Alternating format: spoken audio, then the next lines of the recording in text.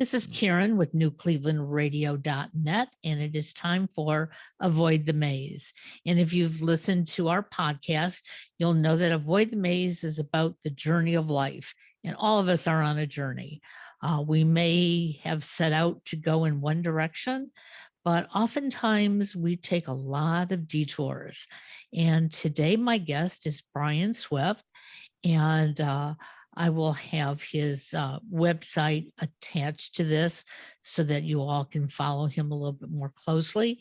But Brian's been on a journey. He's written about his journey. And today we're going to find out just who Brian is and who he thought he was going to be when he was that little boy, maybe playing with fire trucks. So welcome, Brian. Thank you for having me. I appreciate it. Sure. So tell us a little bit about yourself. I learned a little bit about you from Dominic, who is your publisher. And he said, Brian's going to give an amazing story. So where do we begin? Well, it depends how far back you want to go. So I was born and raised in Chicago and the south suburbs of the city. And traditional family, blue collar family, two sisters. Mom was a homemaker. Dad worked for the park district, and went through school, went through parochial school, which back in the day, most people wouldn't get parochial school today. I one of probably the last group of people that had nuns actually in grammar school. Okay. And then in high school, I was taught by the Christian Brothers of Ireland. So that was an experience, very disciplined and great education, great experience. But I grew up in a very disciplined household too, where it was like, here are the rules, here are the consequence, and you knew the game. Right. You know what I mean? It was what it was. We all had jobs when we were probably 15. I never remember shoveling snow for money and doing whatever you had to do. So very traditional background, played lots of sports with friends. It was that traditional, you come home when the street lights went on and you played outside, because if you hung around the house, you're going to have to do, have chores. So you stayed out. You stayed out with your friends. If your parents told you to check in, you checked in. And if they said, be home when the streetlights are on, you were home when the streetlights are on. So it was a pretty black and white world, that I grew up in, which was awesome. Like I said, I think, you knew the rules, you knew the consequence. We all pushed it. You were kids. So that, great childhood. Never realized what we didn't have. We never wanted for anything. Right. We were all in the same boat too, which just seemed like, my friends were from, of all different backgrounds and the same neighborhood, but we all were kind of in the same boat, rowing in the same direction. So it was always kind of nice, and whatnot. So that was, my childhood up until my, in my teenage years is when my life really changed. So here I am, I'm a senior in high school. It's the day after Christmas, which would have been yesterday, right? And we always, day after Thanksgiving, day after Christmas, we'd get together with our friends and we'd play football. So we were just at a park. We were probably about 15 of us playing football. And I just happened to get tackled from behind. I didn't hit my head. I didn't hit my neck. I didn't fall funny. I didn't fall on my head. And I would never get up again. So that would be the end of that. And from there on, I apologize about that. From there on, I would be a quadriplegic. So never got up. Don't know. They don't know why. Like they were like, you didn't fall on your head. You didn't, it wasn't this big big tackle. It was just, I simply got tackled. And, so the doctors were miffed of the why, because you don't break your neck the way I did. You typically, so they really don't know why. That doesn't really matter because it is what it is at this point, right? I'm laying there, I'm a quadriplegic, and I'm off to the hospital. They take a piece of bone out of my hip, fuse my neck together. And then from there, I go off to rehab. And I was lucky, it was probably one of the best rehab centers, one of the best at the time, which was which was called RIC, Rehabilitation Institute of Chicago, which is now the Shirley Ryan, which again is an amazing place. And that's where I would spend 4 months relearning to try to do whatever I could, because I really don't know what you're going to get back. So as a C5, C6 quad, that's pretty high. I was paralyzed from my neck down at the time, couldn't even feed myself, couldn't get dressed. So you go from being 17, independent, hard charge in the world, Right. to your legs just, no pun intended, but taken out from under you. And I was blessed that I had an awesome family and awesome friends, and was able to just keep moving forward. So here I am off, to the rehab, and it's, just hard work. You're told all, and this was back in the late 70s. So the outlook wasn't near what the outlook is today. So it was a lot of what you probably won't be able to do, which for some people may seem harsh, but at least I kind of, you knew where you were and you knew what your challenge was. And you were basically, I don't want to make it sound harsh, but you were a statistic. It was like, Sure. Here's what a C5 and 6 can do, and this is probably what your life's going to be. And that never sat well with my father, never sat well with me. It never sat well with my mom. So, from there on, it was like just work, harder, push harder, push harder. My dad was like, you're not coming home in an electric wheelchair. You're going to have to, figure it out. You better work hard. You got a life ahead of you. You'll figure it out. Well, most of my friends went into the trades. That's where I probably would have been, in the trades. Very honorable, awesome professions. Sure. A lot, 2, second, third, fourth generation trade people. That's where I probably was headed, but that wasn't going to happen now. So, my parents were very structured in the fact that this is how structured. I got home from rehab after 4 months on a Friday. On Monday, I finished high school, my last month and a half of high school, graduated. And then that summer, I started a summer school course at a junior college. So, it was like, you're moving forward.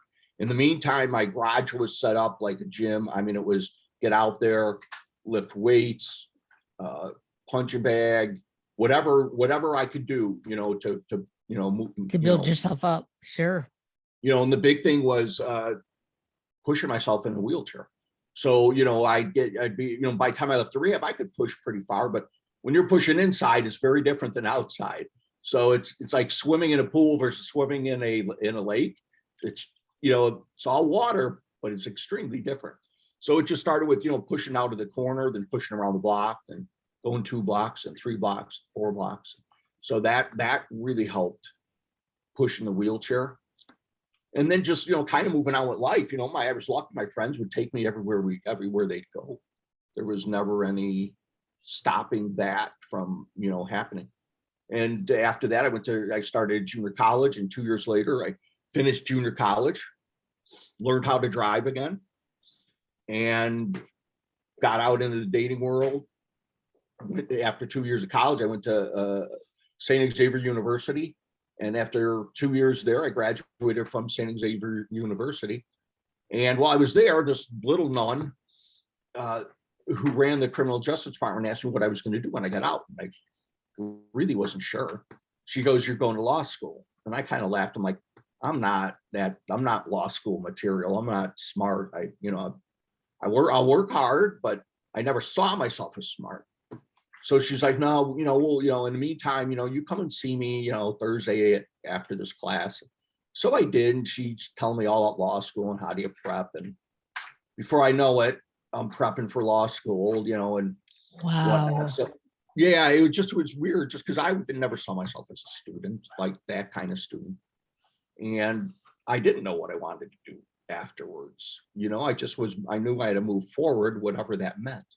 And in the meantime, I was still doing therapy. I'd go into the gym and ride in the winter, and I'd go into the weight room and lift. And I was getting more not that I was getting more movement back, but I got stronger, I should say.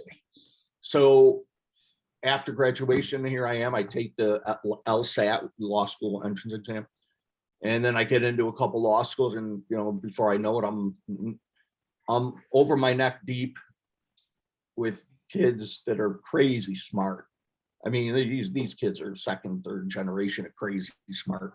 And here I am again, fighting my way through law school, and I did. Through 3.5 years later, I graduated from law school, which was, something way out of my expectation, way past my parents' expectation. I mean, this was something we hadn't thought about or, even dreamed of to any big degree. So that was that path. And so here I am, I'm, still kind of doing, running with life, getting together with my friends, dating, and life just keeps rolling ahead. I met a girl at where I went to college who was a couple years younger than me. I used to go up there to study, and before I know it, we're engaged. I'm working at a law firm for a couple years, and after I got out of the law area of business, I went into corporate and worked all over the place in sales training and sales management, and absolutely loved it, thrived. Worked at, from downtown, driving downtown to driving to the suburbs to wherever they needed me, I would go. And, my life, we kept a routine. I was up at 5, out of the house, or up at 5, dressed by 6, and out of the house at work by 7. And I just kept pushing that routine. And I wanted to do all the things I still wanted to do. So after a couple years of being out, I started coaching. I started coaching at the old grammar school I went to, which was St. Albert the Great, and then coached there for about 6 years, and then went on and coached at my old high school. I coached football, I coached basketball.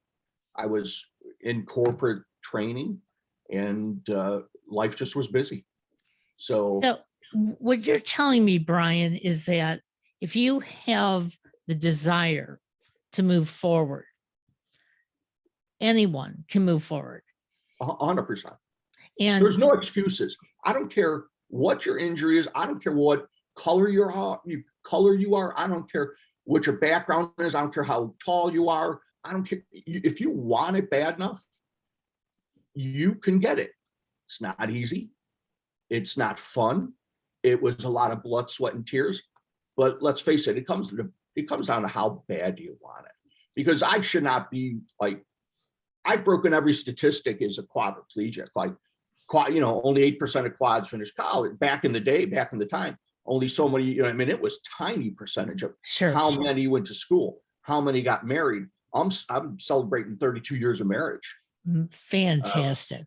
God bless her. I don't know how she tolerates me. I can't tolerate myself sometimes. But we work good together. During our journey, we tried to inseminate, and we failed 6 times. And so I was like, I'm good. We're going to have a family. There's no doubt. So we adopted, and I've got a daughter from China, got a son from Guatemala.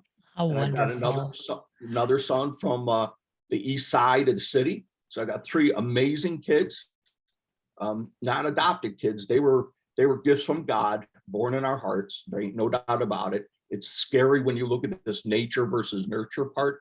My wife will be like, he's got your sarcasm. You can thank yourself for that, and he's got this. You can thank yourself for that. So life's been good. Trust me, I've dealt with some horrors.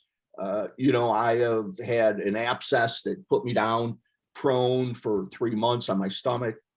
I've shattered my femurs.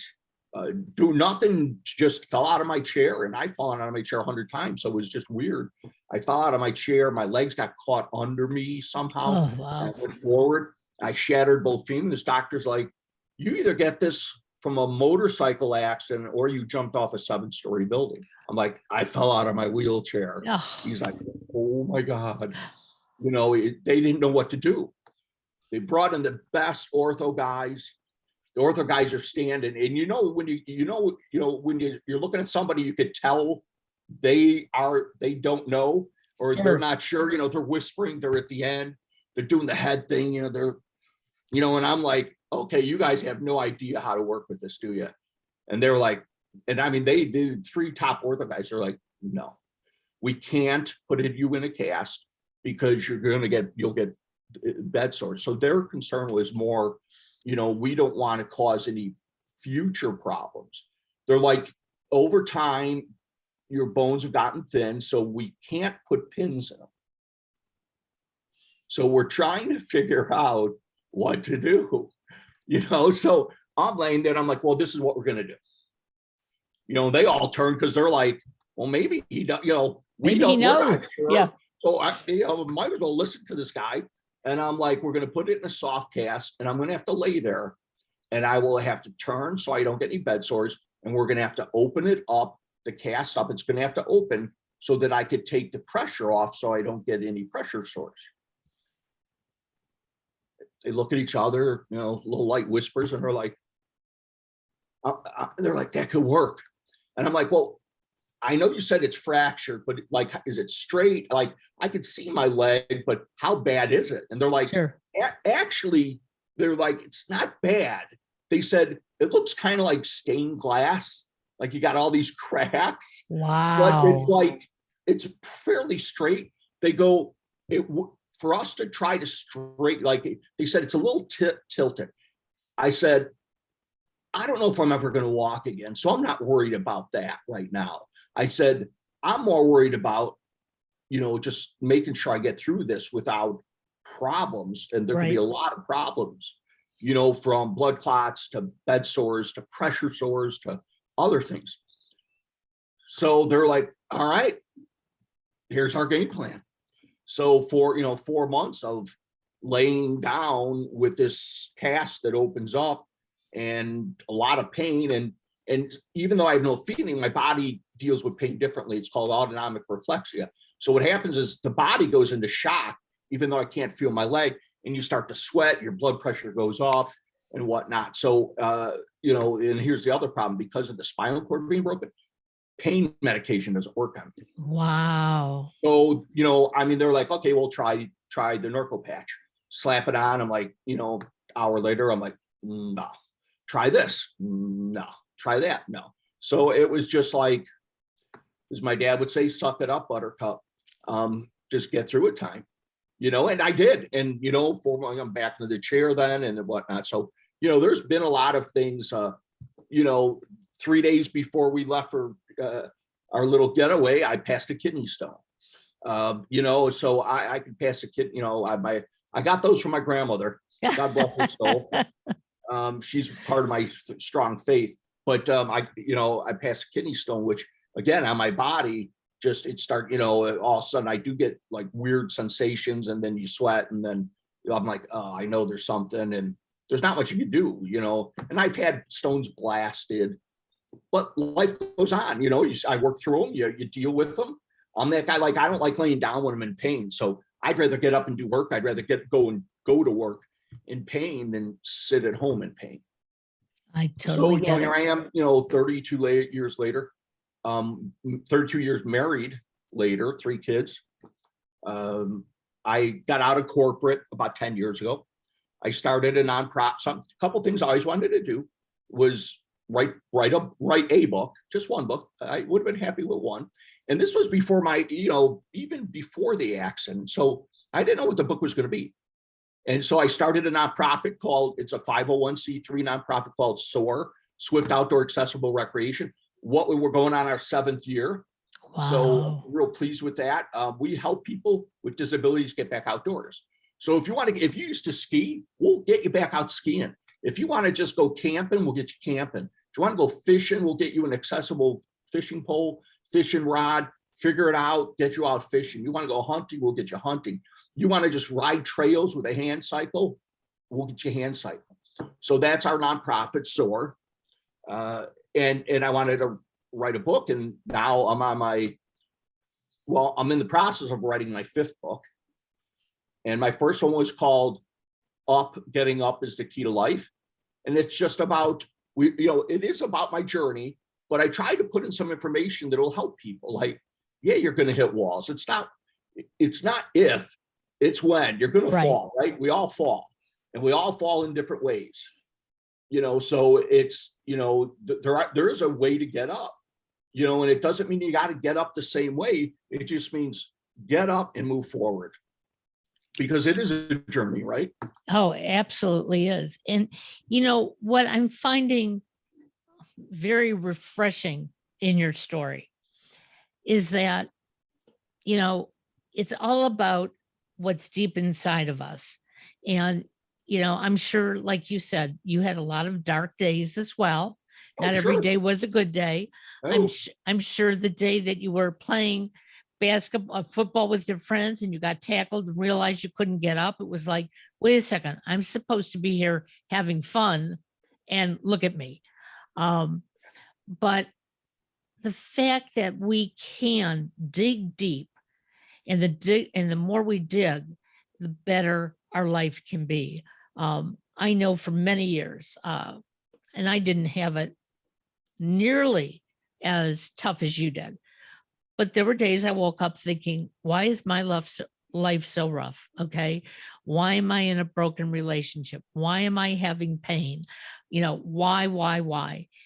And if you sit there and you keep asking those questions, but don't look for the answers, right. it gets worse. And we started this podcast for one main reason, and that is there is no reason any of us should ever have to give up. And, if you can't find it in yourself, reach out to somebody else who's been down the road. Oh, 100%. I couldn't have done this alone. I mean, I didn't do this by myself. I live by I have many mantras, but one of them is, I live by my Trinity. And I think everybody needs a Trinity, whatever that may work for you. And mine is faith, family, and friends. That without that, I'm nothing.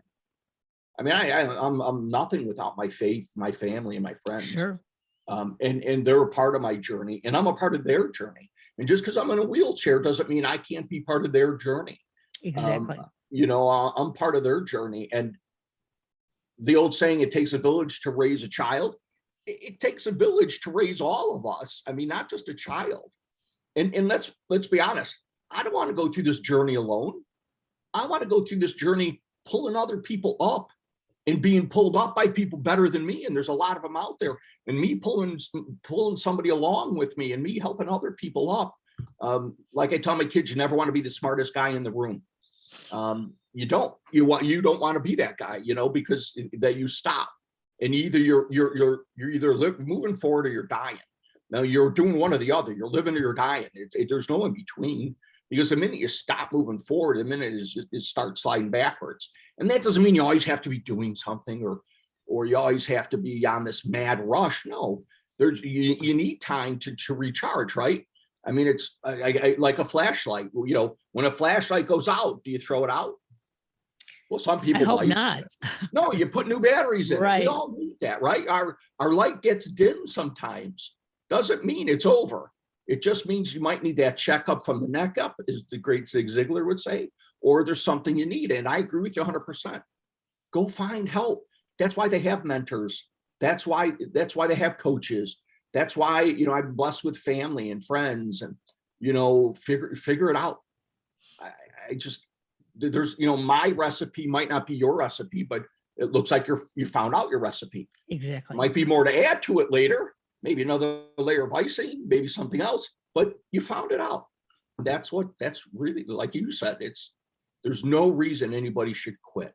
Might be a slow roll, slow push, a slow haul forward, but as long as you're moving forward, that's okay. You'll pick up momentum.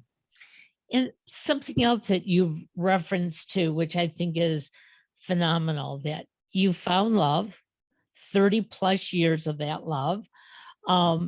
And she found love in you. Okay. Not only did you find love with her, but she has found love with you. And there are people out there who are saying, oh, my life is over because either I'm in a wheelchair or I have an illness. And the reality of it is, I think there is somebody for all of us, but we have to be present. We have to be open to life. Success in anything takes an amazing amount of commitment. Relationship, and I've got one daughter and two sons, and I always talk to her. Relationship takes a ton of communication. It takes a ton of commitment to each other and realizing that he's going to do things that bug you. You're going to do things that bug her.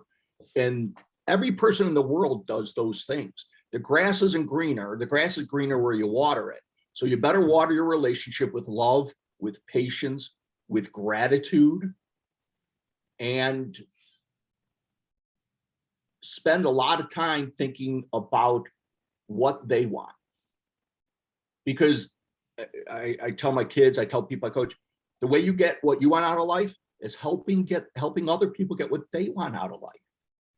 And my wife, when she was younger, needed this strong figure. And she always jokes, she goes like, you're my rock. And I just have a way of dealing with stuff. And I'm like, you know, my wife, my kids, my family, friends, you could always stand behind me and I will bust through a door for you. They all know that. I'll find a way to help you in any way I can. What else is life about, right? I mean, isn't that what life's about? And you can take two scenarios. You know, you look at somebody who has everything, right? They've got money, they've got time, they've got technology, they've got support, they have everything. And why do so many people like that fail?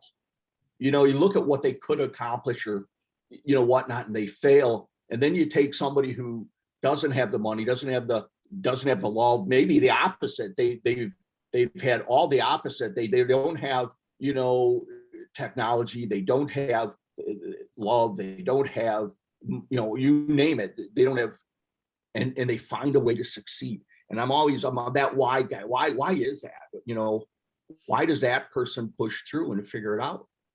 And that's what brought me to my, I guess, asking those whys has brought me to my new book that I'm in the process of writing called, it's called True Grit. And I think that invisible thing that that many of people in our country are missing, it's not taught. I don't believe you could teach it, but is grit. And it's a word you don't hear a lot about. Right. It's an old word. I'll call it an old word, but you just don't hear that term too much anymore. And we've tried to make life so easy for everybody that all of a sudden when crap hits the proverbial fan, and it's gonna, you know, that it's gonna hit the fan, that you need grit to get through it. And there's so many people that don't know how, like they don't know how to pick themselves up. They don't know how to move forward. They don't know how, they don't, you know, and we live in a world now where, come on, I mean, maybe I'm dating myself, but there were no computers. There was no cell phone. I mean, you kept a quarter with you to make sure you could call home. Right. There was none of this. And yet we all figured it out and find a way. They have more knowledge today than ever. They have more technology today than ever. When I say they, especially the younger generation, they have more everything. And yet they just don't seem to utilize it. Well, don't you think, and I grew up a little bit before you, okay? I grew up in the 50s and 60s. And when we needed something, we had to go to a library. We had to look through books. Dewey Decimal System. That's right. And we would ask questions of the librarian. We knew how to do those things. But I have found that even my youngest, who's in his 30s, he does go and research, but he doesn't ask individuals. Okay. So he researches it. And if he finds it, you know, online, he's got the information and he will confirm it. But today's youth, what I'm seeing is they want to be right without asking. And I grew up making lots of mistakes because sometimes I asked the wrong person, or I didn't understand what I read in a book, but I had to keep asking. And I think it made me a lot stronger as I look around the world, and especially being in my 70s saying, you know what, my life is far from over. I've got a long way to go. I'm on a journey. But yet my grandmother, when she was 70, was sitting in a rocking chair, you know, wondering if she was going to be alive the next day. So our journeys continue. And when there's an individual like yourself who the day after Christmas out with his friends, having a good time, and Yeah. wow, life changes. But yet maybe that's the way it was meant, because look where you are today. My mother's always said that. Things happen for a reason. I can remember hearing that as a kid, and we don't always know the reason. Right. And believe it or not, I have never asked God to make me walk again. People don't believe me, but I've never asked. I've asked him to just give me the strength and wisdom to move forward and deal with what I've been given. The walking thing, believe it, I don't want to say I'm okay with, but I'm okay with, because I've moved forward. I've traveled the world. I've in corporate, I was blessed to have done well, and we've traveled. There's not much I can ask for. Got 3 amazing kids. My parents are still alive. They're in their 80s. At some point you got to just step back and show gratitude and be thankful what you have. Absolutely.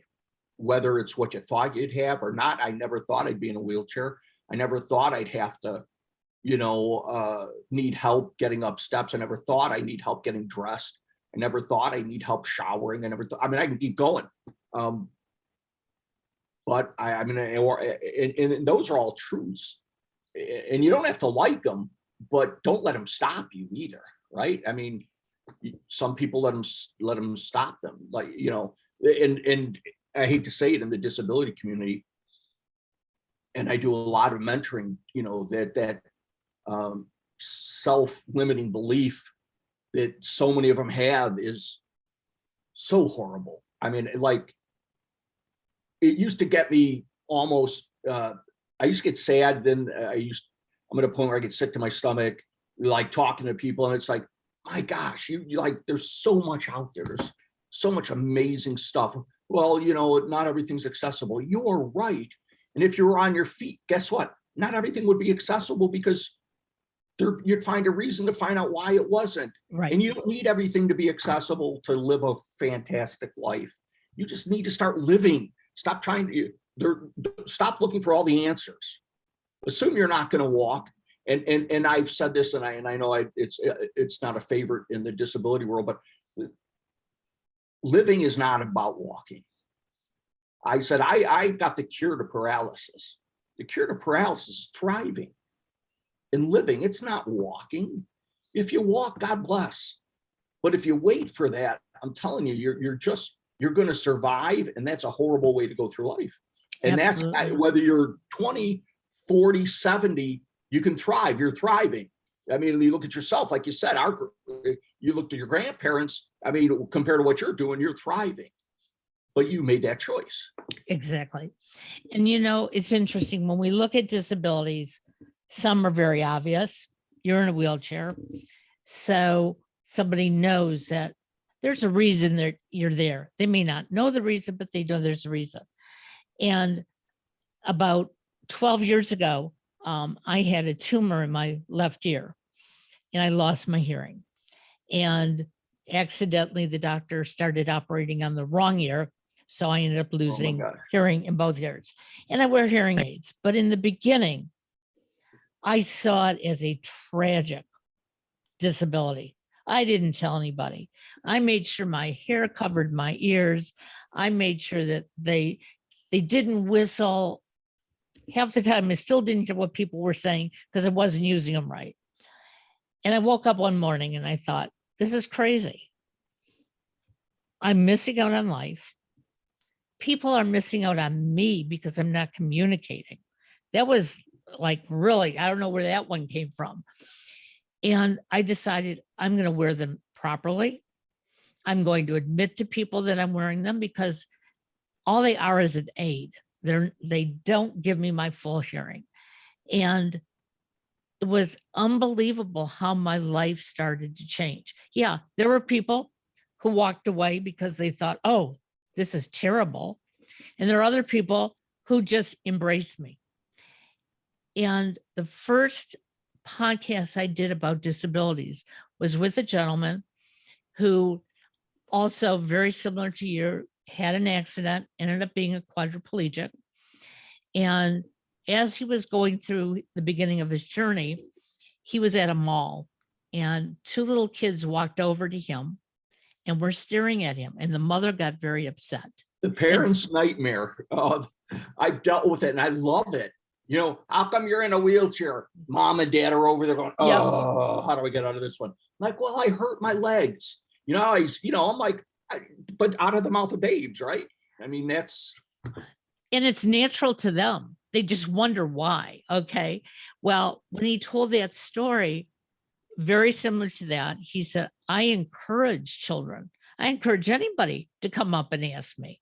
Yeah. He said, because I am living my life. And so I started doing that with my hearing, you know, especially, you know, if a young child says something and I don't hear them, sometimes I'll move my hair back and say, see these? I said, they're not earbuds. They help me hear you better, you know, and they get all excited about it. No, can I see it? Whatever. But by sharing that, I'm admitting some vulnerability, but I'm also asking for your help, their help, in case I don't understand what they're saying. And in your case, maybe you need some assistance as well. So I'm hoping our listeners are getting this, that, you know, life goes on, but it's up to us. 100%. And you're not just showing your vulnerability, you're showing your strength. And sometimes we forget about that. You're not just showing you're vulnerable, you're also showing that it's okay. And I'm okay with it. And you could be okay with it, because ultimately we all have this cross we bear. Right. I mean, I don't care who you are. You may look like they have a perfect life. Everybody's bearing their cross. Some you can see more than others. Mine's obvious. Yours might not be as obvious, but you know, you pull your hair back, it's, you know, you can see a little more, maybe not from across the room. And this other person may not be as, I mean, we all have a cross. Absolutely. It's real simple. And it's just how you carry it, you know, but we're all going to carry one. Some people look like they go through life unscathed, but none of us really know what goes on too much behind the scenes. Maybe our immediate family more so, but everybody has one. And let's be honest, not that I don't care about your cross, but I've got mine to carry. And I should be more worried about mine. And once I learn how to carry mine, now I can help somebody else carry theirs, or learn Absolutely. How to carry theirs. And to me, that is the awesome part of our journey, right? I mean, isn't that what makes the journey really worthwhile? I guess that's what I like about coaching, is seeing these kids go from, you know, here to here, or young adults go from here to here, and being just a little part of that journey for them, and whatnot. So that's to me, that's what success is. Absolutely. You know? So how can people find you for coaching, for just that little, you know, little nudge that says, hey, I can do it too? Well, and the one thing is, the other thing I want to do, I don't know if you've heard of John Maxwell. Mm-hmm. Absolutely. I'm a big fan. So I'm a certified John Maxwell coach and speaker. Absolutely. And I've seen a lot of, I don't call them speakers because they're way more than that, but coaches and mentors and speakers. Tony Robbins, I've seen the gamut of anybody that has been somebody, and I absolutely loved it. But John Maxwell, to me, just struck a chord. And so I probably read all, you know, I probably have read all his books and whatnot. So if you like that type of growth and development, he's not too preachy, and he's not on, you know, any one way, you know, not like, oh, you could do this, you know, it's easy. It's, you know, he gives you a roadmap, and the roadmap works. So to find me, you could go to brianpswift.com, BrianPSWIFT.com, my name with my middle initial. Our website for our nonprofit is soarnonprofit.com, and you could check out our nonprofit. You could also reach out to me through there. You could find me on LinkedIn. You could find me on Facebook. I'm still working out my other technologies. I'm a bit of a dinosaur, but I'm willing to learn. It's just one thing at a time. So you could, those are probably the best ways to reach out to me. You can reach out to me at Brian P. Swift or bswift62@aol.com. Yes, I'm one of those few that still have AOL. But yeah, you could Facebook, LinkedIn, brianpswift.com. I enjoy helping people through their journey.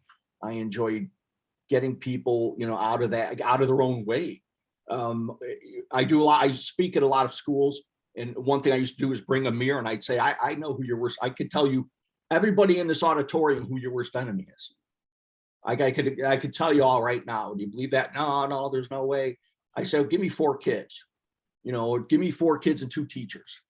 And I go, come up here individually, and I'm going to show you who your worst enemy is. And I'd have a mirror, and I'd be like, okay, this is your worst enemy. And I'd put it back and pretend I play with it. Okay, go stand over there. This is your worst enemy. And then I go, was I right or wrong? They'd all be like, you're right. And then I'd show them the mirror. I'm like, we're our worst enemy. We are. Bar none. We are our worst enemy. Like I tell my kids, you master that person in the mirror, you're going to be all right. But that's a journey. That just doesn't happen because, I'm done. I went to college. Now I'm great, and I've got technology. Oh no, you got a long road to hoe. You know what I mean? It's a journey. So we're our worst enemy. Well, and it reminds me of the cartoons that I watched when I was a little kid, with the angel on the one shoulder, the devil on the other. And we're constantly hearing those voices.